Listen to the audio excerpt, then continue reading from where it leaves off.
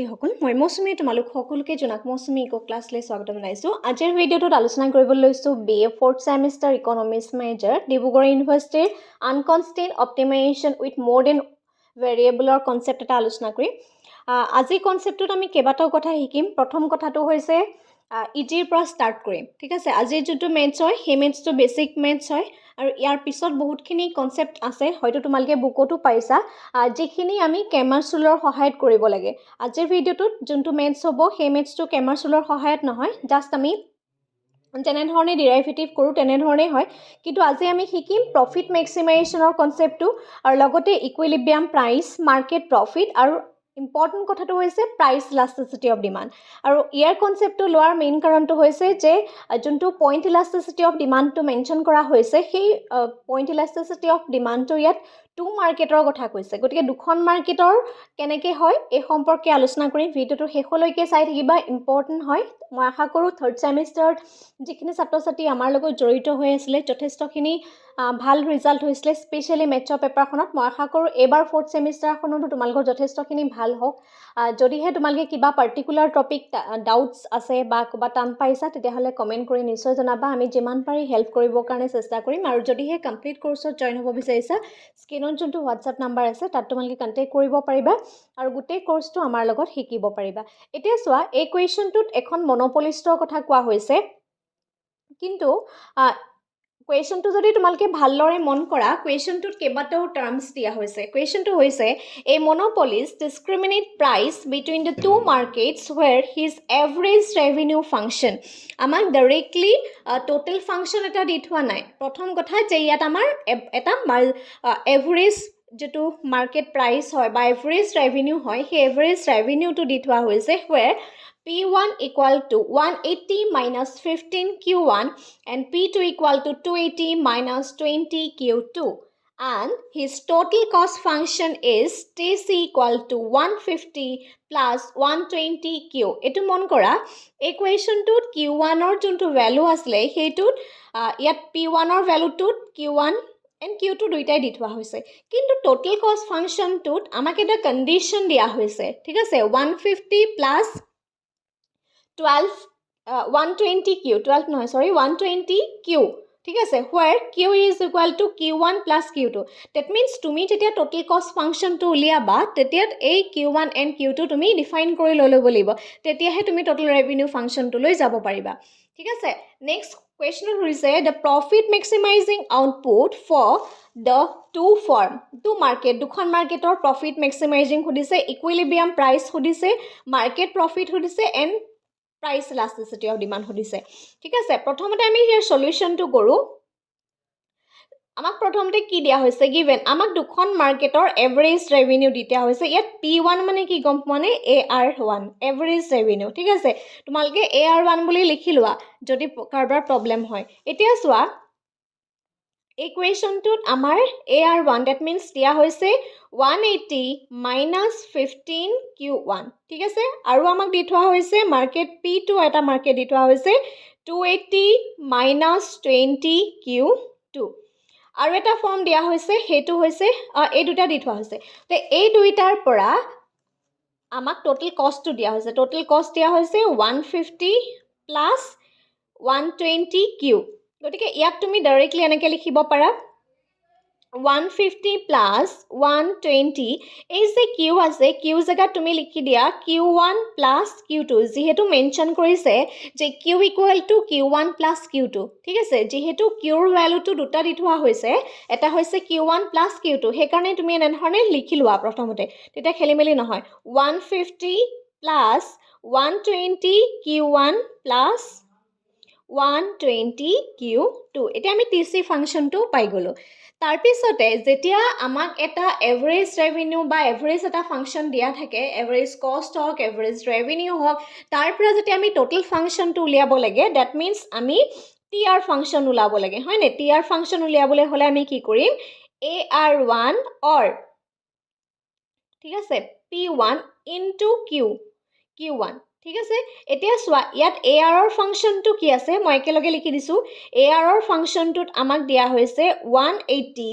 Minus 150 Q1, হয়নে, into Q1। যিহেতু এইখন এক নম্বৰখন মাৰ্কেট হয়নে মাৰ্কেট 1 কাৰণে ইয়াক কিহে কৰিব লাগিব Q1 এৰে মাল্টিপ্লাই কৰিব লাগিব যেহেতু এখন মাৰ্কেট 1 ৰ হয় আৰু সেইকাৰণে আমি Q1 এৰে যেতিয়া ইয়াক তুমি মাল্টিপ্লাই কৰিবা গতিকে ইয়াৰ ভ্যালুটো ওলাব 180 Q1 15 Q1 square okay Again, এটো TR1 ওলালে তাৰ পিছতে আমি TR2 উলিয়াব লাগিব TR2 হলে AR2 or P2 into Q2 এতিয়া PR যোনটো 2 আছে কিমান আছে 280 minus 20 Q2 into Q2 multiply কৰা এটো Q1 হ'ব দে নেক্সট লিখা 280 Q2 লিখিম যেহেতু এখন সেকেন্ড মার্কেট হয় সেকেন্ড মার্কেটত Q2 ৰে ৰিপ্ৰেজেন্ট কৰিছে ঠিক আছে minus 20 Q2 square Q2 square কিয় হৈছে যেহেতু ইয়াটো Q2 এটা আছে ইয়াটো Q2 এটা আছে দুইটা মাল্টিপ্লাই কৰিলে Q2 into Q2 square হ'ব ঠিক তেনে ধৰণে Q1 into Q1 হলে কি হ'ব Q1 square ঠিক আছে এতিয়া আমি দুটা টোটাল ৰেভিনিউ ফাংশন পালো আৰু এটা টোটাল কষ্ট ফাংশন পালো এতিয়া এই দুইটা ফাংশনক একেলগ কৰিব লাগিব দ্যাট মিন্স আমি টোটাল ফাংশন এটা পাব লাগিব এই টোটাল ফাংশনটো কেনেকৈ কৰিবা TR1 plus TR2 ঠিক আছে এই দুইটা ফাংশন যে আছে এই দুটা কি কৰিব লাগিব তুমি লগ লগাব লাগিব ঠিক আছে এটা TR1 ৰ জায়গাত আমি কিমান পাইছিলো TR1 ৰ জায়গাত 180 Q1 minus 15 Q1 square plus দিব লাগিব 280 Q2 minus 20 Q2 square so এইটো হৈছে আমাৰ যোনটো টোটাল ৰেভিনিউ ফাংশন সেই টোটাল ৰেভিনিউ এটা আমি ফাংশন অলৰেডি এতিয়া পাই গলো মন কৰিবা খালি ইয়াৰ প্লাস মাইনাস কিনি বহাওতে ভুল নকৰিবা তাৰ পিছতে আমাৰ প্ৰথম এতিয়া কুৱেশ্চন কামটো হৈছে প্ৰথম কুৱেশ্চনত কি হৈছে to find out the profit maximizing output of the two firm or two market দুখন মাৰ্কেটৰ profit maximizing output টো ডিটাৰমাইন কৰিবলৈ কৈছে যেতিয়া profit maximizing output ডিটাৰমাইন কৰিবলৈ কৈছে তেতিয়াহলে আমাৰ প্ৰথম কামটো হ'ব to find out the profit function আমি প্ৰথমতে profit function টো ডিটাৰমাইন কৰিব লাগিব এতিয়া profit function টো যদি আমি ডিটাৰমাইন কৰো profit functionত Profit function লিখিবলৈ হলে কি লিয়াম TR minus TC আমি যদি total revenue পৰা total cost to minus কৰো তেতিয়া আমি কি পাম এটা profit function পাম ঠিক আছে এতিয়া total যোনটো revenue হয় সেই total revenue টো কাৰণে তুমি এই TR1 TR2 লে নাযাবা ঠিক আছে অলৰেডি আমি এটা TR function উলিয়ালো যোনটো total হিচাপে আমি গণ্য কৰিছো এতিয়া গতিকে আমি কি কৰিম total function টোলে যাম 180 Q1 minus 15 Q1 square plus 280 Q2 minus 20 Q2 square ঠিক আছে তাৰ পিছত মাইনাস কৰিম আমি এটা টোটাল কষ্ট ফাংশনটো যেহেতু আমি অলৰেডি ওপৰত ইয়াত উলিয়াই থৈ আহিছো ঠিক আছে মাইনাস কৰা ইয়াত হ'ব 150 ঠিক আছে 150 minus plus দিব লাগিব 150 plus 120 Q1 plus 120 Q2 এইখিনিতে এটা কথা মন কৰা যেতিয়া টোটাল কষ্ট ফাংশনটো তোমালকে দেখিছা টোটাল কষ্ট ফাংশনটোত এটা 150 এটা এক্সট্ৰাকে আছে এইটো কি হয় গম পোৱা নে এইটো হৈছে টোটাল ফিক্সড কষ্ট টোটাল কষ্টক দুটা ভাগত ভাগ কৰা হয় এটা হৈছে টোটাল ভেৰিয়েবল কষ্ট এন্ড আদাৰ এটা হৈছে টোটাল ফিক্সড কষ্ট এতিয়া যত এই Q2 আছে সো এইখিনিটো এইকিটা হৈছে ভেৰিয়েবল টোটাল ভেৰিয়েবল কষ্ট আৰু 150 টো যে এক্সট্ৰাকে আছে হেতু হৈছে টোটাল ফিক্সড কষ্ট যেতিয়া এইখিনি তুমি মাইনাস কৰিবা মাইনাস কৰিবলৈ হলে ব্ৰেকেটটো আমি খুলি দিম ইয়াত চোৱা 180 Q1 খিনি লিখি যাবা দে Q1 minus 15 Q1 square plus 280 Q2 minus 20 Q2 square এই যে মাইনাস আছে এই মাইনাসে গুটেখিনি চেঞ্জ কৰি দিব সাইন খিনি minus 150 minus 120 Q1 minus 120 Q2 ঠিক আছে এতিয়া এই গুটেখিনি ভ্যালু আমি চালো এইখিনি ভ্যালুখিনি সোৱাৰ পিছত এই ভ্যালুখিনি আমি প্লাস মাইনাস হয় নে নহয় এতিয়া চাব লাগিব ঠিক আছে ভ্যালুখিনিৰ পৰা প্লাস মাইনাস হ'বনে নহয় চাব লাগিব এতিয়া সোৱা সেইখিনিৰ কাৰণে যিখিনি বেছিক ষ্টুডেণ্ট আছা তেওঁলোকৰ কাৰণে মই অকণমান আৰু বেছি ডিটেইলছত কৰি দিছোঁ যাতে কোনখিনিৰ পৰা কোনটো প্লাছ মাইনাছ হৈছে এটলিষ্ট তোমালোকে ধৰিব পাৰা এতিয়া চাবা 180 Q1 আছে Q1খিনি প্ৰথমতে একেলগ কৰা 180 Q1 আৰু এইখিনিত কি আছে মাইনাছ খালি চাবা যেতিয়া এইখিনি একেলগ কৰিবা মানে এৰেঞ্জ কৰি ল'বা একেলগ কৰা বুলি ক'লে ভুল হ'ব এৰেঞ্জ যেতিয়া কৰিবা চাইনটো যি আছে সেইটো চাবা ইয়াত চোৱা 120 Q1ৰ আগত মাইনাছ আছে গতিকে এইখিনি লিখি লোৱা -120 Q1 ঠিক আছে নেক্সট তুমি Q ইয়াত আছে 15 -15 Q1 স্কোৱাৰ যিহেতু ইয়াত বেলেগকৈ Q1 স্কোৱাৰ বুলি এটা নাই নেক্সট আছে প্লাছ 280 Q2 তাৰপিছতে আছে -120 Q2 হয়নে নেক্সট আছে -20 Q2 স্কোৱাৰ এগেইন -150 ঠিক আছে আমি এৰেঞ্জ কৰি ল'লোঁ ঠিক আছে এতিয়া চোৱা এইটো Q1ত হ'ল তাৰপিছতে এইটো Q2ত হ'ল ঠিক আছে এইটো Q2 স্কোৱাৰ আৰু এইটো Q1 স্কোৱাৰ তাৰপিছত এইখিনি মাইনাছ হৈ যাব 180 - 120 কিমান হ'ব 60 Q1 তাৰপিছত চোৱা নেক্সট হ'ব -15 Q1 স্কোৱাৰ ঠিক আছে তাৰপিছতে চাবা 280 Q2 -120 ডাঙৰ সংখ্যাৰ আগত কি আছে প্লাছ চিন আছে গতিকে এইটোত কিহত আহিব প্লাছত আহিব ইয়াত আছে 2 এপিনে হ'ব 160 হয়নে এপিনে 0 এপিনে 6 160 Q2 এগেইন -20 Q2 স্কোৱাৰ -150 দেখিছানে এনেধৰণে এৰেঞ্জ কৰিয়ে ল'ব লাগিব যদি এৰেঞ্জ নকৰা তেতিয়া প্ৰব্লেম হ'ব কিন্তু এনেধৰণে প্ৰফিট ফাংচনটো এৰেঞ্জ কৰি লোৱা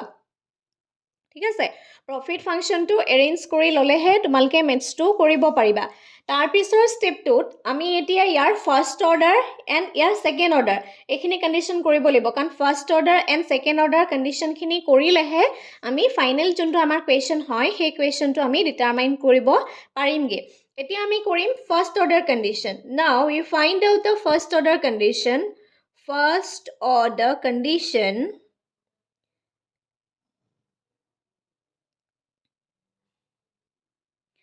first order condition for maximization profit maximization profit okay requires that এটা চাবা যেতিয়া প্ৰফিটৰ কথা কয় প্ৰফিট সদায়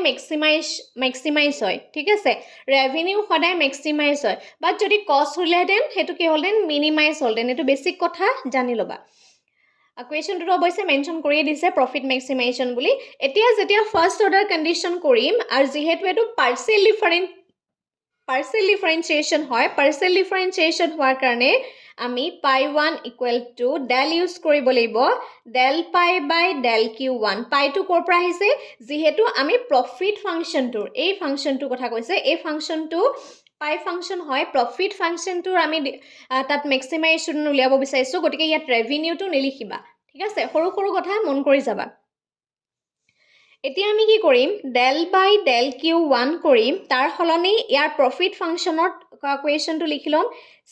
আৰু এইটো ইকুৱেল টু 0 হ'ব দেই 60 Q1 -15 Q1 square plus 160 Q2 -20 Q2 square -15 equal to 0 that means আমাৰ ফাৰ্ষ্ট অৰ্ডাৰ কণ্ডিশ্যন কি হয় পাই1 Dell pi by del Q1 equal to 0 হ'ব লাগে সেইটো হৈছে ফাৰ্ষ্ট অৰ্ডাৰ কণ্ডিশ্যন ঠিক আছে আৰু সেইকাৰণে এইখিনিত ইকুৱেল টু 0 উলিয়াব লাগিব যিহেতু তুমি ইয়াত Q1ৰ যোনটো ভেলু হয় সেই ভেলুটো তুমি ফাইণ্ড আউট কৰিব লাগিব ভেলুটো ফাইণ্ড আউট কৰিবৰ কাৰণে ইকুৱেল টু 0 হ'ব ঠিক আছে এতিয়া এই কুৱেশ্যনটোত আমি প্ৰথমতে উইথ ৰেচপেক্ট টু Q1 কৰিম আৰু Q1 যেতিয়া কৰিম এতিয়া 60ৰ ওপৰত পাৱাৰ কিমান আছে 1 আছে ডেট মিনছ 60 Q1 1 - 1 আৰু 15ৰ ওপৰত পাৱাৰ কিমান আছে 15 Q1ৰ ওপৰত পাৱাৰ 2 আছে 2 আহিব Q1 2 minus 1 আৰু ইয়াত যে 160 plus Q2 আছে এইটো জাগাত কি আহিব 0 আহিব আৰু ইয়াত যোনটো Q2 আছে এইটো জাগাটো 0 আহিব 150 জাগাটো 0 আহিব আৰু ইকুয়াল টু 1 যেহেতু আমি ইয়াত উইথ ৰেসপেক্ট টু Q1 কৰিছো আৰু এই Q2 ৰ লগত যেহেতু Q1 নাই সেইকাৰণে এইখিনি কি আহিব 0 আহিব গতিকে ফাইনাল আমি এটা ভ্যালু পামগে হেতু হ'ব 60 Q0 আৰু এটা স্টেপ কৰিছো Q0 হ'ব -30 Q1 equal to 0 গতিকে আমি জানো যে কোনো এটা ভ্যালু যেতিয়া Q0 থাকে বা not থাকে তাৰ ভ্যালুটো 1 হয় 0 নহয় দে ঠিক আছে 1 হয় আৰু সেই কাৰণে এখিনিত হ'ব 60 30 Q1 equal to 0 আমি ভ্যালু উলাব লাগে Q1 ৰ ঠিক আছে Q1 ৰ ভ্যালু উলিয়াব লাগে আৰু এটা স্টেপ কৰি দিছো -30 Q1 equal to -60 এই 60 টো মই ৰাইট হ্যান্ড সাইডলৈ লৈ আহিছো ঠিক আছে যেতিয়া ইয়াক ৰাইট হ্যান্ড সাইডলৈ লৈ আনিবা ৰাইট হ্যান্ড সাইডলৈ লৈ আনাৰ লগে লগে ইয়াত যোনটো প্লাস চিন আছে হেতু মাইনাস হৈ যাব গতিকে আমি ভ্যালু কিমান উলিয়াব লাগে Q1 ৰ that means -60 divided by -30 কটাকটি কৰা দুবাৰ যাব গতিকে আমি ভ্যালু এটা পালো Q1 ৰ আৰু সেই ভ্যালুটো হৈছে 2 only 2 আমি 2 এটা ভ্যালু পালো ঠিক আছে ঠিক তেনে ধৰণে মই নেক্সট এটা পেজ লৈ লৈছো আমি Q2 ৰ ভ্যালু উলিয়াম ঠিক আছে চাই যাবা এতিয়া আমি পাই যোনটো ফৰ্ম হয় সেই ফৰ্মটোকে লম উইথ ৰেসপেক্ট টু আমি del pi by del Q2 কৰিম ঠিক আছে এতিয়া চাবা del by del Q2 same function থাকিব ফাংশনটো চেঞ্জ নহয় এটোৱে থাকিব এই ফাংশনটোকে কৰিব লাগিব দ্যাট মিন্স যোনটো প্ৰফিট ফাংশন পেজ যেতিয়া তোমালকে চেঞ্জ কৰিবা এটা পেজৰ পিছত এটা পেজ লুটিয়াবা তেতিয়া চেক কৰাৰ কাম এটাই থাকে যে ইয়াৰ যোনটো অৰিজিনাল ফৰ্মত প্লাস মাইনাস খিনি যাতে তোমালকৰ কোনো কাৰণতে ভুল হৈ না যায় কাৰণ হেখিনি ভুল হৈ যোৱাৰ লগে লগে আলটিমেটলি গোটে মেথছটোৱে ভুল হৈ যাব গতিকে এইখিনিত আমাৰ আহিব 60 Q1 -15 Q1 square plus 160 Q2 -20 Q2 square -150 equal to 0 ঠিক আছে এই ফাংশনটো ঠিক আছে এই ফাংশনটো বঢ়াব লাগিব দেই ওপৰখিনি নহয় কিন্তু এই ফাংশনটো বঢ়াব লাগিব এতিয়া ইয়াত উইথ ৰেসপেক্ট টু Q2 ৰে কৰিম আমি যেনেকে ফাৰ্স্ট ফাংশনটো উইথ ৰেসপেক্ট টু Q1 কৰিছিলো ঠিক তেনে ধৰণে এই ফাংশনটোত উইথ ৰেসপেক্ট টু Q2 কৰিব লাগিব যেতিয়া এই ফাংশনটোত উইথ ৰেসপেক্ট টু তুমি Q2 কৰিবা এতিয়া ইয়াত যেখিনি Q1 থাকিব হেখিনি কি হৈ যাইব 0 হৈ আহিব ইয়াতটো 0 হ'ব এটো 0 হ'ব প্লাস আহিব 160 Q2 ৰ ওপৰত পাৱাৰ কিমান আছে 1 আছে that means 1 minus 1 next লিখা 20 20 ৰ ওপৰত পাৱাৰ আছে Q ৰ ওপৰত পাৱাৰ 2 আছে হয়নে that means Q2 minus 1 আৰু 150 জাগাত 0 হ'ব equal to 0 গতিকে আমাৰ ভ্যালুটো ওলাব 160 Q2 not minus 20 কিমান হ'ব 40 মানে 40 Q2 equal to 0 ultimately equation to আমি পাম 160 minus 40 Q2 equal to 0 গতিকে আমি ভ্যালু লাব লাগে কিহৰ Q2 40 Q2 minus again এটো প্লাস আছে যেতিয়া সমান চিন চেঞ্জ অতৰাই নিম তেতিয়াটো মাইনাস হৈ যাব তে আমি ভ্যালু লাব লাগে Q2 ৰ ভ্যালুটো হ'ব -60 divided by -40 0 0 cancel 4 বাৰ যাব 0 0 minus cancel ultimately 4 গতিকে আমি ভ্যালু পালো Q2 ৰ ভ্যালু পালো 4 গতিকে আমি দুটা ভ্যালু পালো এটা ভ্যালু হৈছে Q1 আৰু আনটো হৈছে Q2 Q1 ৰ ভ্যালু পালো কিমান পাইছো Q1 ৰ ভ্যালু আমি 2 পাইছো আৰু Q2 ৰ ভ্যালু পালো আমি 4 এইটো আমাৰ ফাৰ্স্ট অৰ্ডাৰ কন্ডিশনে হ'ল ফাৰ্স্ট অৰ্ডাৰ কন্ডিশনটোৰ পিছত আমি আৰু এটা কন্ডিশন কৰিব লাগে হেতু হৈছে সেকেন্ড অৰ্ডাৰ কন্ডিশন ঠিক আছে now we find out the second order condition again লিখিলবা again এ লিখিব লাগিব দেই again second order condition second order condition to তুমি যেতিয়া লিখিবা তাৰ condition গিটা লিখিব লাগিব second order condition requires that h1 is equal to that means r double one is less than 0 and h2 এই ভ্যালু কিটা উলাওতে মন কৰিব লাগিব দে pi 11 pi 12 pi 21 and pi 22 এই যোনটো ভ্যালু উলাব লাগিব এটো গ্ৰেটাৰ দেন 0 উলাব লাগিব এটা পজিটিভত উলাব এটা নেগেটিভত উলাব ঠিক আছে এতিয়া ফাৰ্স্ট অৰ্ডাৰ কন্ডিশনটো কিন্তু সাফিশিয়েন্ট কন্ডিশন নহয় ঠিক আছে নেসেসারি কন্ডিশন হয় এটা আমি সাফিশিয়েন্ট কন্ডিশনটোলে যাম যেনেকে আমি r1 উলিয়াইছিলো এতিয়া r11 উলিয়াব লাগিব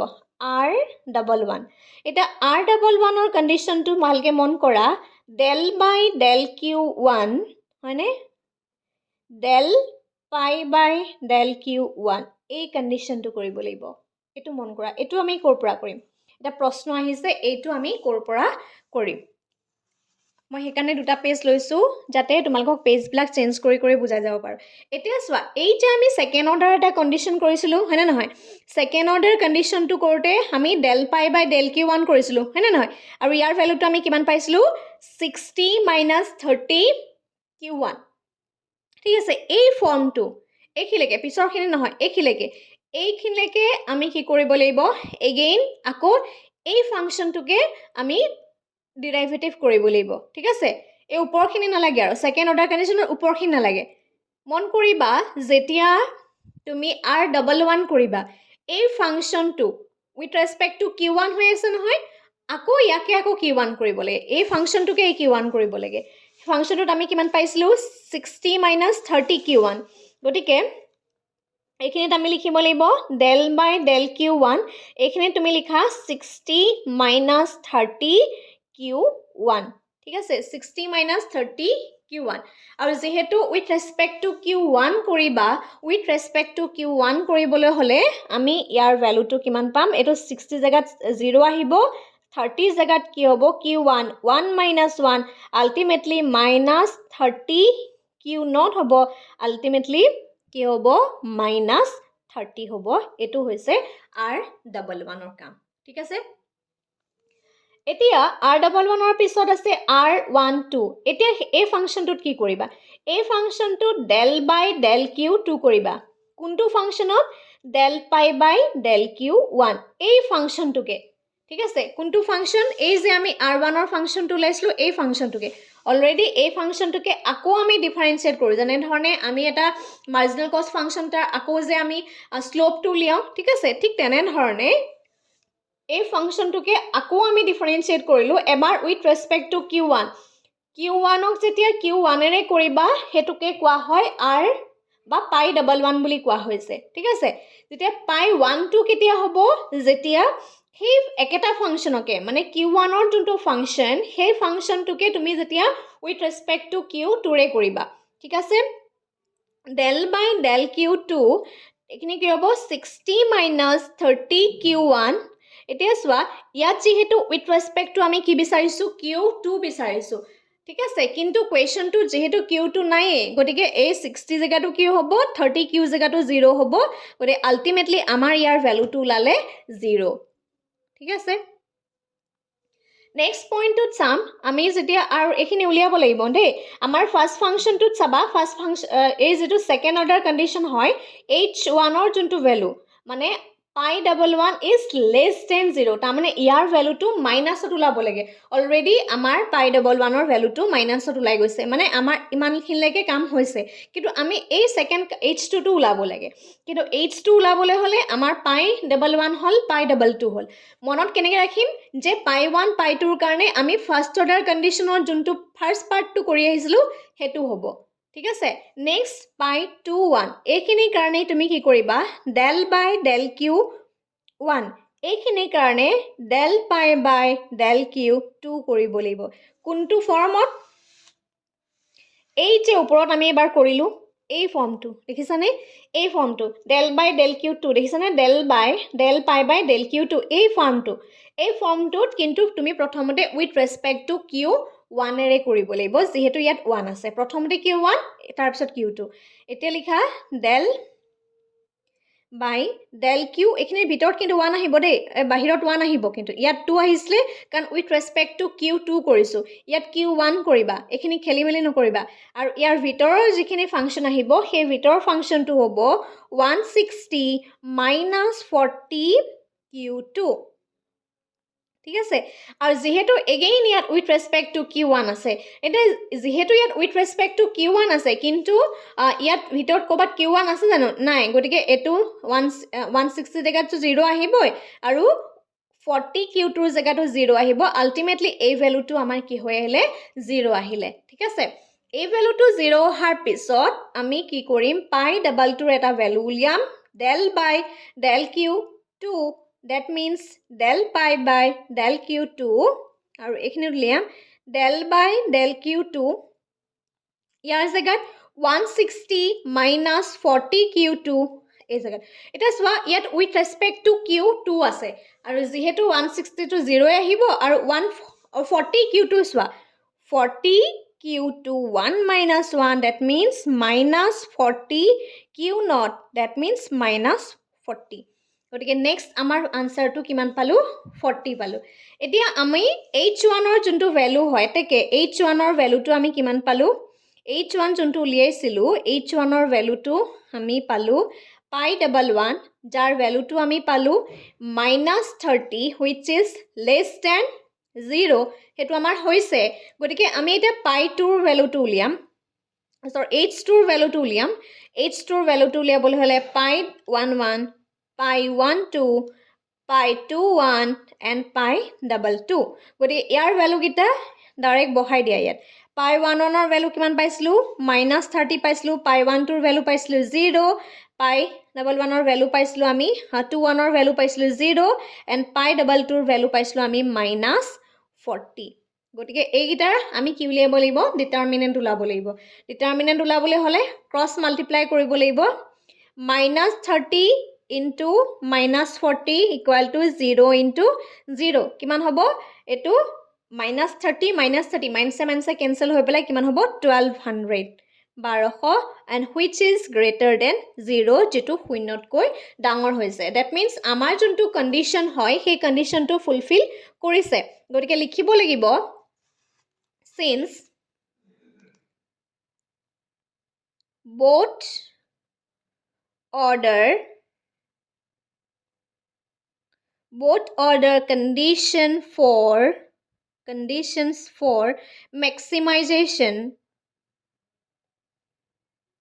conditions for maximization are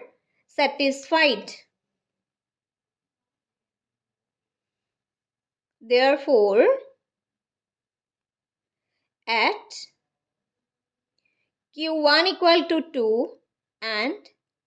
q2 equal to 4 profit is maximum এখিলেকে লিখিলোৱা এখিনি ইমানখিনি লিখিবই লাগিব অকল যে মেথছটো কৰি গলে হ'ব হেতু নহয় মেথছৰ লগতে আমি এখিনি লিখাৰ কথাখিনি লগত লিখি যাব লাগিব ঠিক আছে কোনোবাই স্ক্ৰিনশ্বট লম বুলি ভাবিছে যদি লব পাৰা আৰু লিখি লোৱা আদাৰৱাইজ নেক্সট আমা হে একেটা কোৱেশ্যনতে আমাৰ যেটো সেকেন্ড পাৰ্টৰ কৈছে যে ইকুইলিব্ৰিয়াম প্ৰাইস আমি এতিয়ালৈকে কি উলিয়ালো আমি ইকুইলিব্ৰিয়াম প্ৰফিটটো উলিয়ালো আমাক সেকেন্ড পাৰ্টত কি কৈছে ইকুইলিব্ৰিয়াম প্ৰাইসটো উলিয়াবলৈ কৈছিলে ইকুইলিব্ৰিয়াম প্ৰাইসটো উলিয়াবলৈ হলে আমি কি উলিয়াব লাগিব AR ফাংচনটো লৈ যাব লাগিব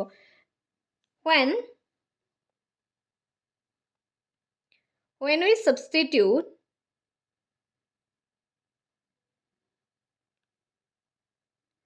the value of Q1 in AR1 or PI1 function we get আমি কি পাম আমি এটা price function পাম এটো price function হয়নে or P1 এই ফাংশনটোত কি আছিল আমাক যেটো দিয়া আছিল কি আছিল 180 minus 15 q1 হয়নে কি হ'ব 180 minus 15 q1 ৰ ভ্যালু আমি কিমান পালো 2 পালো হয়নে ইয়াত 2 লিখিব লাগিব কি হ'ব 180 minus 30 equal to 150 আমি ইকুইলিব্ৰিয়াম এটা প্ৰাইচ পালোঁ AR1 কাৰণে 150 এগেইন AR2 কাৰণে পাব লাগিব আকৌ লিখিবা again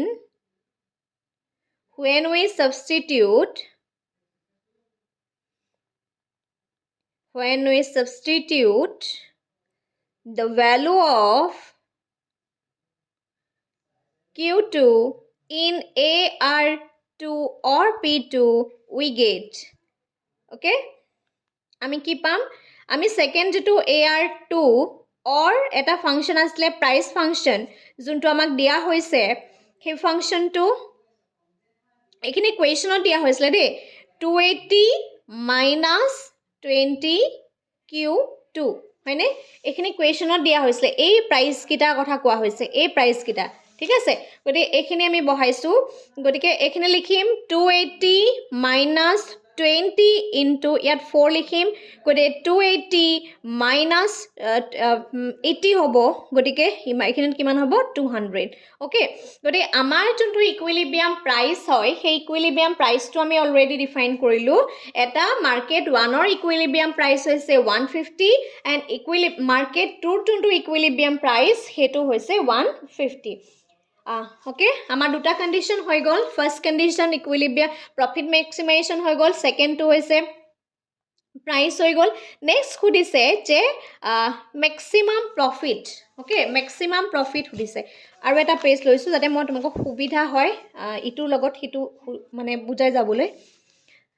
question number C question টো খুদিছিলে এটো সোৱা maximum profit okay maximum profit যেতিয়া তুমি maximum profit উলিয়াবা maximum profit উলিয়াবলৈ হলে again তোমাক কি লাগিব profit function টো উলিয়াব লাগিব so when we ইয়াতো একে লাগিব when we substitute okay when we substitute the value of Q1 and Q2 in profit function we get আমি কি পাম আমি যেটা প্রফিট ফাংশনটো আসলে প্রফিট ফাংশনটো কি হয় যোনটো আমি অলরেডি উলিয়াই থৈ আইছলো এইটো 60 Q1 minus 15 1 minus 15 Q1 square plus 160 Q2 minus 20 Q2 square minus 15 গতিকে এইখিনিত লিখিলোৱা যোনটো প্ৰফিট ফাংশন হয় 60 পাৰ লিখিব লাগিব এই ফাংশনটো ঠিক আছে গতি ইয়াত তুমি লিখি যোৱা 60 Q1 minus 15 Q1 square ঠিক আছে plus 160 Q2 minus 20 Q2 square again minus 15 okay next লিখা 60 into Q2 জায়গা লিখিব লাগিব 2 যেহেতু Q ৰ ভ্যালু টো 2 হয় 15 ইয়াত লিখিব লাগিব 2 square plus 160 into 4 যেহেতু Q টোৰ ভ্যালু টো 4 হয় 20 into 4 square ঠিক আছে 150 ঠিক আছে ভ্যালু কিটা ভাগি লোৱা নেক্সট হ'ব 120 এখিনি 4 স্কয়াৰ কৰিলে 2 স্কয়াৰ কৰিলে 4 415 60 হ'ব plus 160 into 4 0 24 640 minus এপিনে 8 হ'ব 16 হ'ব 16 20 হলে 320 হ'ব minus 150 ঠিক আছে প্লাস কিনি প্লাসৰ ভাগে কৰা মাইনাস কিনি মাইনাসৰ ভাগে কৰা plus 120 plus 640 এটা প্লাস কৰি এপিনে 316 আলটিমেটলি আমাৰ ভ্যালুটো প্লাসত লাব 230 প্রফিট ম্যাক্সিমাইজেশন যোনটো ভ্যালু হয় সেই ভ্যালুটো হৈছে 230 ঠিক আছে আমি 3 নম্বৰ পইণ্টটো উলিয়ালো এতিয়া আমি শেষৰ ফালে আহিছো হেতু হৈছে আমাৰ যোনটো ইলাস্টিসিটি অফ ডিমান্ড উলাবলৈ কৈছে question number 4 now we find out the elasticity of demand okay the elasticity of demand elasticity of demand is ED.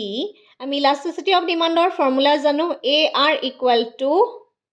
AR minus MR. যেহেতু ইয়াত দুখন মার্কেট আছে, মার্কেট 1 and মার্কেট 2. কোয়েশ্চনটোতে মেনশন কৰা হৈছে in both the market at that equilibrium output. আমাক যোনটো equilibrium output দিয়া হৈছে সেই equilibrium outputটোত আমি মার্কেট 1 and মার্কেট 2 দুইখন মাৰ্কেটৰ কাৰণে equilibrium price ওলাব লাগে। এটা লিখি লোৱা for market 1. For the market 1. এক নম্বৰ মাৰ্কেটখনৰ কাৰণে আমি কি কৰিলোঁ? এক নম্বৰ মাৰ্কেটখনৰ কাৰণে যেতিয়া উলিয়াবা তেতিয়া তোমাৰ যোনটো এটা এভাৰেজ ৰেভিনিউ ফাংচন অলৰেডি তুমি উলিয়াই থৈ আহিলা। ঠিক আছে, এভাৰেজ ৰেভিনিউ যোনটো ফাংচন তুমি অলৰেডি উলিয়াই থৈ আহিলা ইয়াৰ আগৰ পেজত। গতিকে AR1টো তুমি ডাইৰেক্ট লিখি দিব পাৰা। AR1 পাইছিলোঁ আমি 150। এতিয়া AR1 ওলালে নহ'ব, আমাক লাগিব MR1। MR1 উলিয়াবলৈ হ'লে কি লিখিব লাগিব? ডেল TR1 বাই ডেল, আমি যিহেতু ইয়াত টোটেল ৰেভিনিউ ফাংচন আছে হয়নে, এই ফাংচনটোক আমি ডেল Q1 কৰিব লাগিব, এই TR ফাংচনটোক equal to del by del Q1। ইয়াৰ ঠাইত আমি টোটেল ৰেভিনিউ যোনটো ফাংচন আমি প্ৰথমতে উলিয়াই থৈ আহিছিলোঁ, চোৱা এই ফাংচনটো আমি প্ৰথমতে উলিয়াই থৈ আহিছিলোঁ, এই ফাংচনটো বহাব লাগিব। ঠিক আছে, টোটেল ৰেভিনিউ ফাংচনটোক যেতিয়া তুমি ডিফাৰেঞ্চিয়েট কৰিবা তেতিয়া তুমি মাৰ্জিনেল ৰেভিনিউ পাবা। কিমান পাইছিলোঁ আমি? Total revenue 180 Q1 minus 15 Q2 square. এতিয়া লিখিব লাগিব Q1 স্কোৱাৰ, চৰি 180 Q1 মাইনাছ 15 Q1 স্কোৱাৰ। মোক কেতিয়াবা থাকি যাব পাৰে, চাবা দেই লিখিবলৈ। নেক্সটটো হৈছে এই ফাংচনটোক যেতিয়া তুমি ডেৰাইভেটিভ কৰিবা, ডেৰাইভেটিভ কৰিলে লিখিব এইটো 180 আছে, 180 Q1 সেইটো 0 হ'ব কাৰণ যিহেতু 1 minus 1 হ'ব। চোৱা 1 minus 1, নেক্সটটো হ'ব 15 into 2 Q2,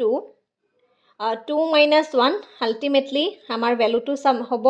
180, এইটো Q0 হ'ব আৰু মই ডাইৰেক্টলি পাতি দিছোঁ 30 Q1। এতিয়া চোৱা 30 Q1 ওলালে এইটো নহ'ব কাৰণ এতিয়া আমি ভেলুটো পুট কৰিব লাগিব। ভেলুটো পুট কৰোঁ 180 minus 30 into 2, যিহেতু Q1ৰ ভেলু আমি 2 পাইছিলোঁ, ডেট মিনছ কিমান হ'ব? 180 minus 60 হ'ব হয়নে? 180 minus 60 ইকুৱেল টু আমি কিমান পাম? 120। ঠিক আছে, এতিয়া আমাৰ কি ওলালে? এতিয়া আমাৰ AR ওলালে, MR ওলালে। গতিকে আমি ইলাষ্টিচিটি অফ ডিমাণ্ড ED1ৰ কাৰণে আমি যদি চাওঁ AR1 মাইনাছ MR1। ঠিক আছে, AR1ৰ ভেলুটো আমি কিমান পালোঁ? AR1ৰ ভেলুটো যিহেতু অলৰেডি অকণমান আগত উলিয়াই থৈ আহিছিলোঁ, আকৌ নুলিয়াওঁ, 150 হ'ল। তাৰপিছতে এগেইন 150 লিখিম। MR1ৰ ভেলুটো আমি কিমান পাইছিলোঁ? 20 হ'ল। ঠিক আছে, ডিভাইড কৰা 150ৰ পৰা 120 মাইনাছ কৰিলে কি হ'ব? 30 হ'ব। এইটো 0 কেঞ্চেল কৰিলে এইটো 5 বাৰ যাব। গতিকে আল্টিমেটলি আমাৰ যিটো elasticity of demand for the market 1 সেইটো হৈছে 5। Elasticity of demand for the market 1 is 5. Again, for the market 2, আমি যেতিয়া ফাৰ্ষ্ট মাৰ্কেটখন কৰিলোঁ, এগেইন আমি ছেকেণ্ড মাৰ্কেটখনলৈ যাম। ছেকেণ্ড মাৰ্কেটখনত MR2 আমি ভেলুটো কিমান পাইছিলোঁ? ইয়াৰ আগত যোনটো কুৱেশ্যন আছিলে সেই কুৱেশ্যনটোত আমি MR যোনটো 2ৰ ভেলু চাই লোৱা, MR2ৰ ভেলুটো আমি পাইছিলোঁ AR2ৰ ভেলু পাইছিলোঁ 200। দেখিছানে? AR2 ভেলু আমি কিমান পাইছিলোঁ? 200। গতিকে আৰু এক্সট্ৰাকৈ ইয়াত নুলিয়াওঁ। গতিকে AR2 জেগাত তুমি কি লিখি দিয়া? ডাইৰেক্ট 200 লিখি দিয়া। ঠিক তেনেধৰণে MR2 উলিয়াব লাগে। MR2 উলিয়াবলৈ হ'লে ডেল বাই TR2 ডিভাইডেড বাই ডেল Q2, যিহেতু এখন ছেকেণ্ড মাৰ্কেট হয় সেইকাৰণে উইথ ৰেচপেক্ট টু Q2ৰে কৰিব লাগিব। ঠিক আছে, again Dell by Dell Q2, ইয়াৰ জেগাত যোনটো TR ফাংচনটো ক'ত গ'ল? TR ফাংচনটো এইটো আছিলে, দেখিছানে? 280 Q2 মাইনাছ 20 Q2 স্কোৱাৰ। গতিকে এইখিনি লিখিব লাগিব 280 Q2 minus 20 Q2 square. Okay, তাৰপিছতে যেহেতু উইথ ৰেসপেক্ট এটো MR2 দে যেহেতু ইয়াত উইথ ৰেসপেক্ট টু Q2 ৰে কৰিছো that means 180 Q2 1 minus 1 that means 20 উপৰত power আছে 2 into Q2 2 minus 1 আৰু value to কিমান হ'ব 280 not to লিখা না আৰু এটো 1 হ'ব যেহেতু minus 40 Q2 280 এটা 4 into 4 হইব কিয় আহিব যেহেতু Q2 ৰ value to আমি 4 বুলি already উলিয়াই থৈছিলো হয়নে 280 minus 160 160 কেনেকে হল 40 into 4 40 into 4 হলে কিমান হ'ব 160 হ'ব ঠিক আছে সকলো ধৰিব পাৰিছা 40 আলটিমেটলি কিমান হ'ব 120 গটিকে আমি ইলাস্টিসিটি অফ ডিমান্ড সেকেন্ডৰ যদি আমি চাও তেতিয়া হলে আমি দুটা ফাংশন পালো AR2 equal to AR2 minus MR2 কিমান হ'ব AR2 ৰ value to আমি পাইছো 200 AR2 value পাইছো 200 MR1 ৰ value পাইছো 20 equal to 200 minus 80 divided by 80 sorry 0 0 cancel আৰু এটো যেটো কটাকে সম্পূৰ্ণকে না যায় 2 গুণ 16 চাই থাকিলে 540 that means 2.5 ঠিক আছে এতিয়া তাৰ value to হ'ব 2.5 এতিয়া nature of the commodity বুলি যেহেতু মেনশন কৰা হোৱা নাই কেতিয়াবা কোৱেশ্চনত মেনশন কৰি দিয়া থাকে যে nature of the commodity কি হয় এটা সোৱা the elasticity of demand 1 ৰ যোনটো ভ্যালু হয় সেই ভ্যালুটো আমি 5 পাইছিলো ঠিক আছে elasticity of demand 1 to 5 পাইছিলো কিন্তু এই 5 টো obviously greater than elasticity of demand 2 যেহেতু তাৰ ভ্যালুটো আমি কিমান পাইছিলো 2.5 পাইছিলো আমি market 1 ৰ elasticity of demand বেছি পালো হেতু 5 আৰু market 2 ৰ elasticity of demand পালো আমি 0.2 and again আমি average revenue to যদি চাও average revenue market 2 ৰ ক্ষেত্ৰত যদি আমি চাও 200 পাইছো which is greater than average revenue 1 average revenue market 1 ত পাইছিলো 150 মন কৰা market 2 ৰ price to 200 সেই price to market 1 ৰ price ততকে বেছি market 2 ৰ price to second market খনৰ price to first market খনৰ price ততকে বেছি আকৌ যোনটো আমাৰ ফাৰ্স্ট মাৰ্কেট হয় সেইখনৰ ইলাস্টিসিটি অফ ডিমান্ড আসলে 5 and second market খনৰ ইলাস্টিসিটি অফ ডিমান্ড আসলে 2.5 গটিকে কনক্লুজন টু যদি খুধে সো conclusion কৰিব পাৰা so does we can conclude that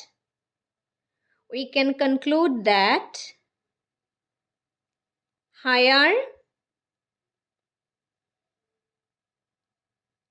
elastic demand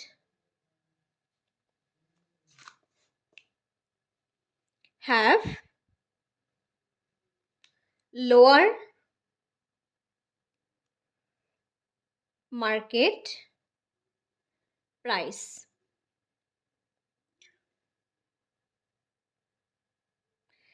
এটা আমি কি গম পালো যে elasticity of demand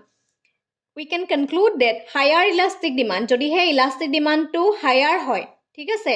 then market demand